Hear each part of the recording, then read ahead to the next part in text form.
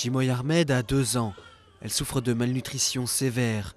La petite fille est arrivée au Kenya dans le camp de réfugiés de Dadaab il y a 2 mois, avec ses 6 frères et sœurs et sa mère de 22 ans qui est enceinte.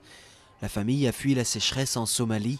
Depuis, sa santé s'est encore détériorée.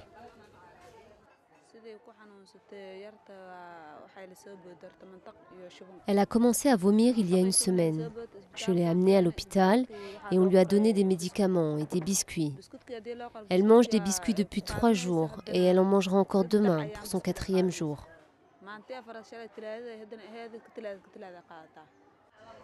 Le cas de Jimoy n'est pas unique à l'hôpital de Dagahaley. Fatouma Mohamed est arrivée ici avec sa fille de 2 ans il y a 18 jours. Mais elles n'ont toujours pas été en mesure de s'enregistrer pour recevoir de la nourriture.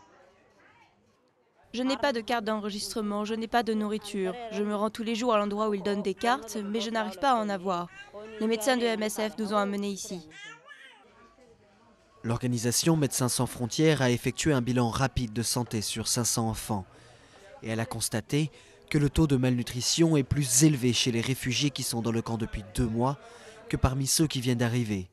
Les médecins pensent que les parents sont placés devant des choix impossibles, privilégier leur enfant le plus malade ou veiller à ce que le plus grand nombre s'en sorte. Si tu choisis le programme de la malnutrition, tu peux nourrir un seul enfant. Alors que si vous décidez de choisir la distribution générale de nourriture, ou de trouver de l'eau, ou du feu de bois, vous pouvez peut-être nourrir toute la famille. En juin, 21 enfants sont morts de malnutrition à l'hôpital géré par Médecins sans frontières. Les conditions de vie deviennent de plus en plus difficiles dans le camp au fur et à mesure des nouvelles arrivées, 1 millier chaque jour. En l'absence d'un vrai sursaut de la communauté internationale pour aider ces camps, la liste des victimes ne pourra que s'allonger.